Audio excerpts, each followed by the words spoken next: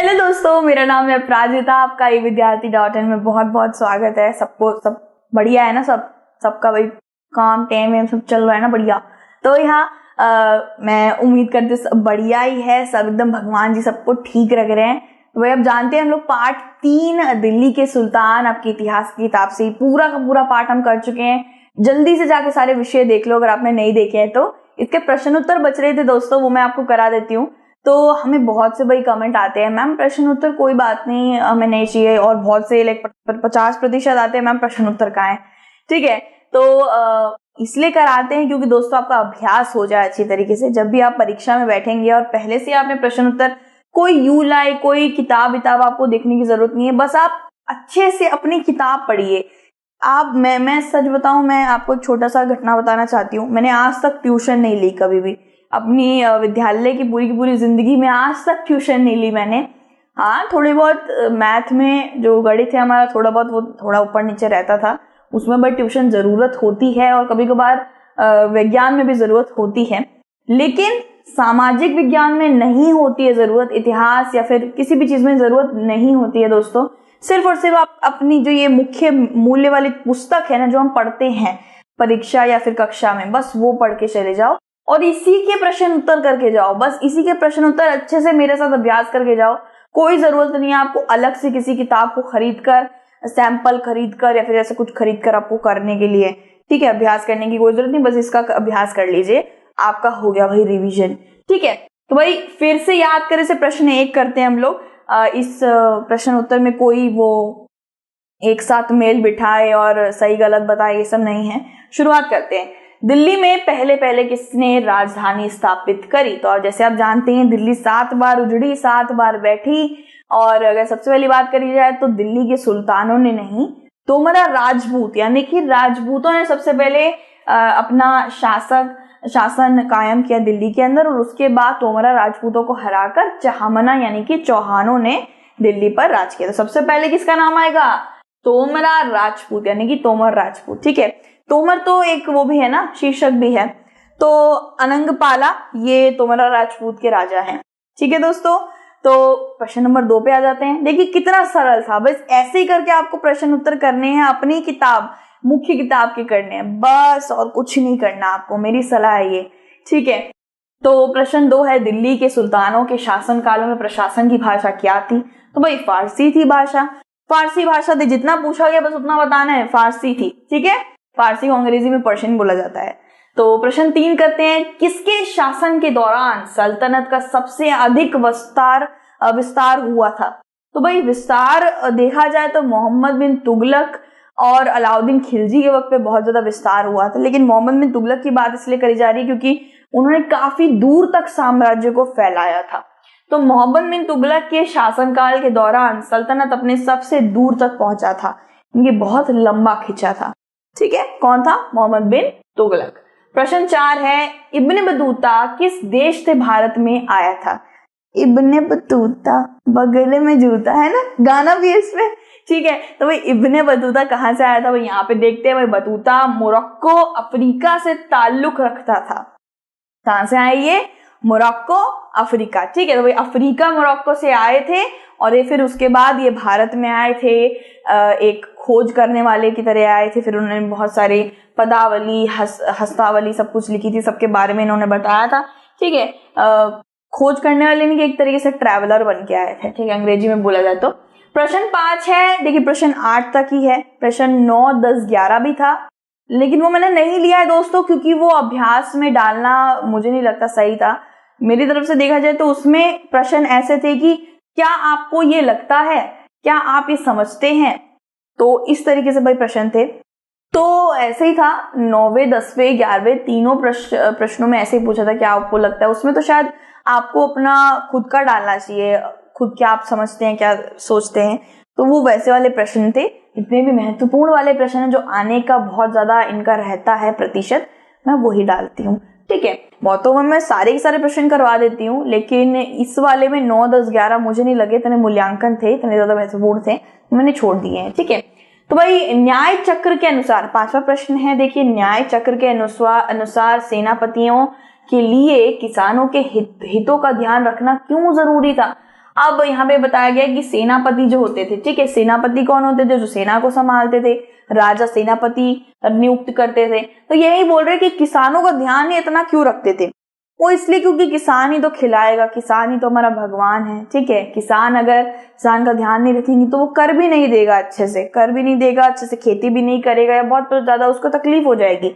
उत्तर यह है कि किसान पूरे राज्य की रीढ़ की हड्डी थी। देखा, ये तो मैं बताना चाह रही थी कि वो भाई अन्नदाता है हमारा किसान, किसान नहीं होंगे तो क्या होगा हमारा, ठीक है।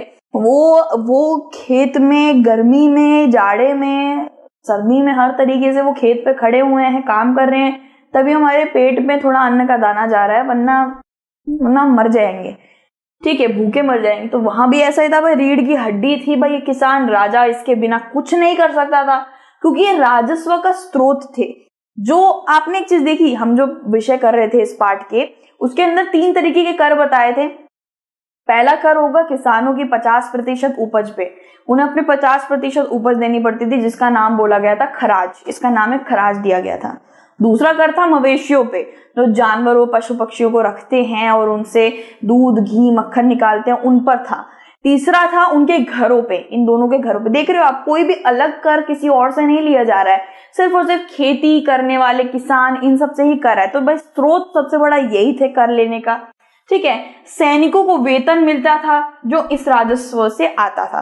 तो भाई अगर ये कर नहीं देंगे तो किसी को भाई तनख्वाह भी नहीं मिलती थी, ठीक है। इसलिए किसानों को समृद्ध और खुश रखना आवश्यक था। सेना नायक इसलिए उनको बहुत खुश रखते थे, क्योंकि तभी वह राजस्व का भुगतान करने में सक्षम हो सकते थे। अब ये स्पष्ट हो जाता है कि सैन्य कमांडरों ने किसानों के हितों को सबसे ऊपर रखा है। भाई उनसे कर आ रहा है, उनसे खाना आ रहा है, रीढ़ की हड्डी है, तो भाई क्यों नहीं करेंगे, ठीक है। प्रश्न 6 है, सल्तनत की भीतरी और बाहरी सीमा से आप क्या समझते हैं। तो भाई ये भी मैंने विषय में आपको अच्छे से समझाया था कि सल्तनत, ये जो पूरा साम्राज्य है, कोई भी शासक का ले लीजिए, चलिए हम मोहम्मद बिन तुगलक का लेते हैं। मोहम्मद बिन तुगलक का ये साम्राज्य है, ये अंदरूनी साम्राज्य है, यानी कि भीतरी साम्राज्य है, ठीक है। ये बाहरी साम्राज्य है, ये भीतरी साम्राज्य है। देखिए, ये भीतरी हो गया और ये बाहरी। बाहरी से उसको फर्क नहीं पड़ता, बाहरी उसके अंदर थोड़ी ना आ रहा है, उसे भीतरी से फर्क पड़ता था। हाँ, अगर उसको अपने साम्राज्य को और फैलाना, क्या खींचना होता था, तो वो बाहरी साम्राज्य को भी लूटना शुरू कर देता था, ठीक है। तो भीतरी साम्राज्य में वो क्या करता था, बड़े बड़े किला बंद बनाता था, उनको बहुत रक्षकों और संरक्षितों द्वारा उसको अच्छे से हिफाजत दिया करता था, जिससे कोई भी उसे लूटपाट ना ले। और बाहरी साम्राज्य को भी जब भी उसको लूटने का मन करता था, तो बड़े बड़े सेना की टुकड़ियां ले जाके बाहरी साम्राज्य को भी लूट लेता था। जैसे यहाँ तक इनका साम्राज्य, यहाँ पे लक्ष्मीनगर है, यहाँ पे गांधीनगर है, ऐसे करके इनका मन करा इन दोनों साम्राज्य को लूटने का, इसने लूट लिया शहरों को। तो ऐसे करके वो अपना साम्राज्य बड़ा करते रहते थे। तो आंतरिक सीमा का अर्थ है गैरिसन शहर का भीतरी भाग, ठीक है। आंतरिक सीमा क्या होती है, आंतरिक सीमा यानी कि अंदर की सीमा। बाहरी सीमा का अर्थ है गैरिसन कस्बों के भीतरी इलाकों से परे का क्षेत्र। गैरिसन शहर क्या होता है दोस्तों, गैरिसन शहर होता है एक ऐसा शहर जिसको बहुत ही ज्यादा रक्षा दी जा रही है, बहुत ही ज्यादा संभाल के उसको सेना नायक की टुकड़ियां लगा रखी हैं, उसको बहुत ही ज्यादा रक्षा दी जा रही है, हिफाजत करी जा रही है, क्योंकि शायद उसमें कोई राजकोष हो, कुछ ऐसी चीज, मूल वस्तु पड़ी हो जिसको रक्षा देना जरूरी है, तो उसे गैरिसन शहर बोल दिया जाता था, यानी कि बहुत ही ज्यादा हिफाजत देने वाला शहर, ठीक है। तो क्या होता था, आंतरिक यानी कि अंदरूनी जो भाग होता था उसको हमेशा सुरक्षित रखते थे शासक, और बाहरी भाग होता था उसमें इतना ध्यान नहीं देते थे, ठीक है। तो यहाँ पे यही बताया है, जो बाहरी गैरिसन कस्बों के बाहरी इलाके होते थे, क्षेत्र से परे इलाके होते थे, उन्हें क्या बोला जाता था, बाहरी सीमा, ठीक है दोस्तों। ये हमने अच्छे से समझ लिया। इसके बाद है प्रश्न 7, मुफ्ती अपने अपने कर्तव्यों को पालन करे, यह सुनिश्चित करने के लिए कौन कौन से कदम उठाए गए थे। आपके विचार से सुल्तान के आदेश का उल्लंघन करना चाहने के पीछे उनके क्या कारण हो सकते थे। तो भाई बहुत ही सरल सा ये हमारा प्रश्न आ गया है। सबसे पहले समझते हैं कि मुफ्ती कौन होता था। देखिए, समझ लीजिए मैं एक सेना नायक हूँ, सेना कमांडर हूँ, ठीक है। कमांडर में हिंदी शब्द है एक, तो सेना कमांडर हूँ मैं, एक बहुत बड़ी सेना नायक मतलब सेना टुकड़ी संभालता हूँ, और मुझे अचानक से बोल दिया गया कि मेरा एक प्रांत है, मेरे शासक आके मुझे बोला है। मैं बोली जी राजा जी बोलिए बोलिए। तो भाई वो आके बोल रहे हैं मेरा एक प्रांत है, उस वक्त तो प्रांत होते थे, शहर वहर नहीं होते थे, मेरा एक प्रांत है, वहां जाके तुम्हें संभालना है, उस पूरे प्रांत को संभालना है, वहां का राजनीतिक न्याय मूल अदालत वदालत सब तुम्हें संभालना है, कर लेना ये सब तुम्हें संभालना है। मैं वहां गई, मैं बोली अच्छा मैं तो सेना नायक थी, यहाँ पे इस क्षेत्रों को संभाल रही हूँ, प्रांत को संभाल रही हूँ, तो मुझे क्या नाम दिया जाएगा? तो उसे नाम दिया गया इक्तादार या मुक्ति। ठीक है, इक्तादार क्या होता है? इक्तादार होता है जो अपनी इक्ता संभालता है। इक्ता किसको बोला गया? वो सेना नायक जिस भूमि पे गया है, जिस प्रांत को संभाल रहा है, नीचे तो भूमि है ही ना, आकाश पे तो नहीं खड़ा, तो नीचे जो भूमि है उस पर वो खड़ा हुआ है, उस भूमि को इक्ता बोल दिया जाता है। जिस भूमि को उसको संभालने की काम दिया गया है, कर्तव्य दिया गया, उस भूमि को उसे बोलना है इक्ता। और इक्तादार वो खुद को बोलेगा, इक्तादार या मुक्ति दोनों बोल सकते हो आप। ठीक है, तो भाई यहाँ पे यही बताया कि मुक्ति रखे जाते थे, या फिर इक्तादार बोल दीजिए, ये रखे जाते थे। ऐसा क्या चीज हो सकती थी कि भाई अपने आदेश का उल्लंघन कर जाए, ये अपने शासक को धोखा दे जाए, ऐसा कभी हो सकता था? तो भाई हाँ, कदम नीचे दिए गए। पहली बात तो मैं ये बताना चाहती हूँ कि ये बहुत छोटे वक्त के लिए ही इनको इक्ता दिया जाता था, फिर इनको किसी और इक्ता पे भेज दिया जाता था। समझ लीजिए एक इक्तादार को लक्ष्मीनगर संभालने दिया और फिर उसके बाद उसको गांधीनगर भेज दिया है 1 महीने के अंदर। ठीक है, तो ऐसे होता था, वो इसलिए होता था जिससे वो और अच्छी तरीके से काम कर पाए। 1 महीने के लिए सही, उनके दिमाग में रहे मैं तो 1 महीने के लिए हूँ तो अच्छे से काम करता हूँ। दूसरी बात ये होती थी कि एक तो तबादला कर दिया जाता था, इससे शायद वो चिढ़ सकते थे कि भाई मुझे कितना तबादला करवाते हैं। दूसरी बात ये थी कि समझ लीजिए मेरे पिताजी हैं, वो ग्राफिक डिजाइनर है, असल में ग्राफिक डिजाइनर है, तो मेरे पिताजी की उपाधि जो होगी, उनको जो मिल रखा है वो मुझे मिलेगा, मेरी पढ़ाई हो जाने के बाद वो जगह मुझे मिल जाएगी। ऐसा होता है ना बहुत जगह पे, राजा का बेटा राजा, उसके बाद का बेटा राजा बनेगा, ऐसे ही होता है ना। तो यही होता था। और लेकिन यहाँ पे ऐसा वही नहीं था, यहाँ पे इनका उत्तराधिकारी को इनका ऑफिस नहीं मिलेगा, इनके उत्तराधिकारी को कुछ और काम काज ढूंढना पड़ेगा, क्योंकि उनके पिताजी जो भी वो कार्यभार संभाल रहे उनको नहीं मिल सकता। तो भाई यहाँ पे भी शायद इक्ता दगाबाजी कर सकता है कि भाई मेरे बेटे को नहीं दिया मेरा ऑफिस, ठीक है, या मेरे को इतना जल्दी तबादला करा दिया, तो कहीं पे शायद थोड़ी बहुत दगाबाजी की छोर दिख सकती है। राज्य द्वारा लेखा करो का ये क्या है दोस्तों? क्या होता था ना, इक्तादार के पास एक काम होता था कि वो कर वसूली करेगा, उसको जो भूमि मिलती थी ना इक्ता, उस पर उसको कर वसूली भी करनी होती थी। वहां जो खेती कर रहे हैं लोग रह रहे हैं उससे उनको कर भी लेना पड़ता था, जिससे वो बाकी जो उसके सेना होती थी, सैनिक होते थे, उनको वो तनख्वाह देता था और खुद को भी तनख्वाह देता था। तो भाई शासक ने ये बोल रखा था कि ये 1 भी रुपया कर ज्यादा ना ले, इसलिए मैं वहां पे लेखाकारों को नियुक्त करता हूं। यानी कि वहां पे मैं ऐसे लोगों को लगाऊंगा जो इसका हर चीज देखेगा कि भाई ये ज्यादा पैसे तो नहीं ले रहा, कर ज्यादा वसूल तो नहीं कर रहा, मैंने यहाँ पे 15% बोल रखा है, ये 25 तो नहीं ले रहा, और जिसमें से ये मुझे बस 15 दे रहा है, बाकी 10% खा तो नहीं जा रहा। ऐसे भी होता था, उसके लिए लेखा कर रखे हुए थे। तो यहाँ पे थोड़ा बहुत इक्तादारों में थोड़ा बहुत ऐसा, मुक्तियों में ऐसा मन में आ सकता है कि ये तो मुझ पे भरोसा ही नहीं करते, इन्होंने मेरे ऊपर लेखा कर लगा रखे हैं, ऐसे भी होता था। ठीक है, तो दूसरा क्या है अंक है हमारा, दूसरा कि द्वारा एकत्रित, यहां पे हम लिख देते हैं इक्तादार या मुक्ति। देखिए आप मुक्ति कहिए, एकता कहिए, आपको जो मन है आप कह सकते हैं। ठीक है, तो मुक्ति या इक्तादार द्वारा एकत्रित राजस्व ये वही है कर, उसको कर भी लेना पड़ता था। राशि की जांच के लिए नियुक्त किया गया था। इस बात का ध्यान रखा गया था कि मुक्ति केवल राज्य द्वारा निर्धारित करों को ही एकत्रित करे और उससे आधारित नहीं, उससे अधिक ना ले, और जितना नियंत्रित करा गया है, जितना लेने को बोला गया है सिर्फ उतना ही ले। तो बहुत से मैंने आपको ये तो एक दो अंक बताए गए, मैंने तो आपको 3-4 अंक बता दिए कि किस वजह से वो चिढ़ सकता था। ठीक है, तो इस बात की भी ध्यान रखा जाता था कि वह केवल आवश्यक संख्या में सैनिकों को ही रखे, ज्यादा सैनिक ना रखे, अगर ज्यादा रखेगा तो तनख्वाह भी ज्यादा देनी पड़ जाएगी। मुक्ति सुल्तानों के आदेशों की अवहेलना करना चाहते थे, क्योंकि उनकी नियुक्ति वंशानुगतिक नहीं थी, उनके वंशों को उनका काम नहीं दिया जा सकता था, उसके बाद कोई और मुक्ति लगता था, उनका बेटा नहीं बैठ सकता था, इसलिए भी वो अवहेलना कर सकते थे आगे जाके। साथ ही साथ उनकी नौकरी तरनीय थी, यानी कि जितना नौकरी 1 महीना बोला है तो 1 महीना तक ही नौकरी रहेगी, उसके बाद किसी और को वो नौकरी दे दी जाती थी। ऐसा भी रहता था, तबादला भी बहुत हो जाता था इनका, एक जगह से दूसरी जगह भेज दिया जाता था। इतना ही नहीं, उन पर सेवा की शर्तें बुरी तरह से थोप दी गई थी जो उन्हें पसंद नहीं थी। उनसे बहुत सेवा कराई जाती थी, उनसे बोला जाता था ये करो वो करो, न्याय का पालन करो, ये सब करो। वो भी 1 महीने के लिए, मतलब 1 महीने के लिए काम रहे, मेरे बेटे को भी मेरी जाने के बाद नौकरी नहीं मिलेगी, बहुत चीजें होती थी जिससे वो अवहेलना करके उनको दगाबाजी कर सकते थे। ठीक है, प्रश्न 8 देखते हैं। दिल्ली सल्तनत पर मंगोल आक्रमण का क्या प्रभाव पड़ा? बड़ा जबरदस्त प्रभाव पड़ा भैया। तो भाई मंगोल को कौन नहीं जानता, मंगोल में चंगेज खान था, काफी ज्यादा वो ताकतवर था। और त्रांजोस जियाना जो आज के वक्त पे उज्बेकिस्तान कहलाता है, उस पर उसका कब्जा हो रखा था, ईरान पर कब्जा कर रखा था, तब उसकी नजर थी दिल्ली पर। ठीक है, तो दिल्ली में बैठे थे भाई, एक वक्त पे मोहम्मद बिन तुगलक और एक वक्त पे थे अलाउद्दीन खलजी। तो इन दोनों पर ही भाई वो अच्छा खासा काले काले बादल मंडरा रहे थे चंगेज खान बनकर।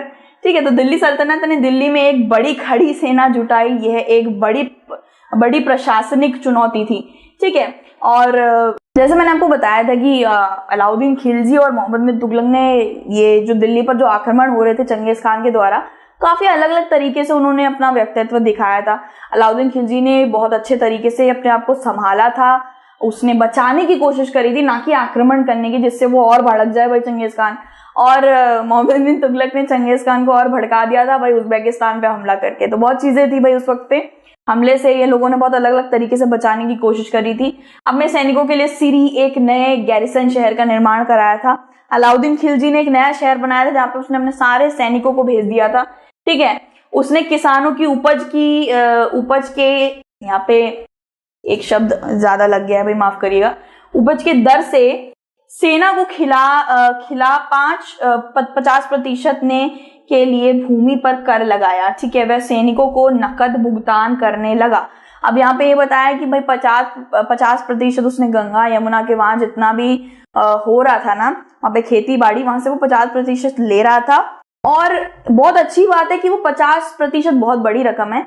50% गंगा यमुना के जगह से ले रहा था वो, इसलिए क्योंकि गंगा यमुना का पानी काफी अच्छा है, उन्नति वाला, उपज वाला है, और वहां पे जितनी भी खेती होगी वो अच्छी खासी होगी, जिससे लोग वहां पे कर अच्छे से दे भी पाएंगे। अगर वहां पे उनका 90 क्विंटल वहां पे वो गेहूं उगाएंगे तो 50 क्विंटल दे पाएंगे, 40 तो उन पे बचेगा ना। तो ये चीज अच्छी थी कि एक अच्छी उपज वाली जगह से वो इतना ज्यादा कर वसूल कर रहे थे, ऐसी जगह से नहीं जहां सूखा पड़ गया था। लेकिन भाई इतना मोहम्मद बिन तुगलक ने तो उन जगहों से भी लिया जहां पे सूखा पड़ा हुआ है, बवाल हो रखा है, खराब हो रखी है खेत, वहां से भी वो ले रहा था। इसलिए वहां पे अकाल और भूख हड़ताल ये सब चल गई थी, भूखमारी भी चल रही थी। तो मोहम्मद बिन तुगलक के वक्त पे उसने अपने लोगों को ही नहीं समझा, और अलाउद्दीन खिलजी ने अपने लोगों को समझा। उसने अपने सेना को भी अच्छे से नियंत्रण करा और अपने लोगों के बारे में भी सोचा। मोहम्मद बिन तुगलक की बात करें तो दिल्ली के लोगों को दक्षिण में दौलताबाद में स्थानांतरित कर दिया था उसने। यहाँ पे हमने बोला कि मोहम्मद बिन तुगलक ने अलाउद्दीन खिलजी ने क्या करा, उसने एक नया शहर बनाया, सीरी नामक। इसने कोई नया शहर नहीं बनाया, बल्कि इसने दिल्ली के 4 जो सबसे पुराने शहरों में से एक आता है दिल्ली पूना, उसको खाली करवा दिया और उस खाली करवा के लोगों को दौलताबाद भेज दिया। अब आपको कोई गलती यहां समझ आई? गलती ये थी उसकी कि इतने ऐसे ज्यादा इस संकट भरे वक्त पे, इतने कम वक्त पे और ऐसे वक्त पे जहां आपके ऊपर काले काले बादल मंडरा रहे हैं, आप इतने बड़े शहर को खाली करा के वहां पे दूसरे लोगों को वहां पे दूसरे शहर में डाल रहे हो। आपको उस वक्त पे नया शहर बना लेना चाहिए, जिससे लोगों को ऐसा बस्ता सामान उठा के इधर जाना उधर जाना, युद्ध के माहौल में लोग उधर इधर कर रहे हैं, लोगों की जान को खतरा है, तो लोगों की जान को खतरा ना ये बिना देखे उसने ये करा, उसने नया शहर ना बनवा के दौलताबाद भेज दिया दिल्ली पूना के लोगों को, और इस तरह दिल्ली को एक गैरिसन शहर में बदल दिया। तो भाई दिल्ली वो जो चार बहुत ज्यादा पुराने क्षेत्र आते हैं, आपको तो पुराने क्षेत्र को संरक्षित करना चाहिए, सुरक्षित करना चाहिए, जिससे आपका इतिहास जाने कि आपने ये कलाकृतियां करी थी, वो कलाकृतियां के सबसे पुराने शहरों को बचाना आपका कर्तव्य था। आप किसी और नए शहर को बना लेते, वो टूट फाट जाता, चलता, लेकिन पुराने शहर को, समझ लीजिए हमारे इंडिया गेट को कोई तोप छोड़ा दे, हमें कितना दुख होगा, क्योंकि वो इतने वक्त से वहां खड़ा हुआ है, इतने वक्त से पुराना भवन बना हुआ है। तो वही इसने गलती करी मोहम्मद बिन तुगलक ने कि इसने बहुत पुराने शहर को ही किला बंदित शहर, नया शहर बना दिया सैनिकों के लिए। अब सैनिक वहां पे है तो भाई आक्रमण भी वहीं होगा ना, और वो पुराना शहर तो पूरा तबाह हो जाएगा।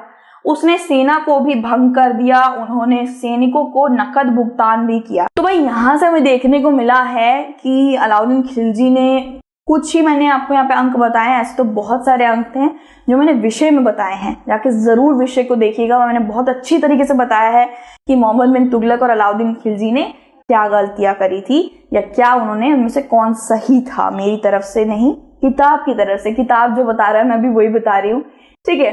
बाकी सलाह मेरी यही है कि आप कभी भी प्रश्न उत्तरों को मत छोड़िएगा और विषयों को भी मत छोड़िएगा, उसमें बहुत अच्छी तरीके से समझाया है। क्योंकि बहुत बार हमें ना पाठ पढ़ने का मौका नहीं मिलता, हम इतने सारे पाठों को हम लोग अभ्यास कर रहे होते हैं, जब भी परीक्षा आती है बहुत कम वक्त रह जाता है हाथ में। तो ये वीडियोस देख लिए करिएगा, इससे आपको बहुत मदद मिलेगी। और का ध्यान जरूर रखा करो यार, ठीक है। मुझे पता है बहुत लोगों को खांसी चल रही है, कुछ लोग को फीवर चल रहा है, उस वक्त में भी आप ऐसे देख रहे हो, बट अपना ध्यान जरूर रखना। मेरे सारे चुन्नू मुन्नू ध्यान रखने चाहिए अपने, स्वस्थ रहे, बस मैं यही चाहती हूँ, ठीक है। तो भाई दूसरे पार्ट या फिर प्रश्न उत्तर में जल्दी से आपसे मिलेंगे, और ऐसे करके हगी दे दो। अपना ध्यान जरूर रखना। Take care, God bless you all, bye bye.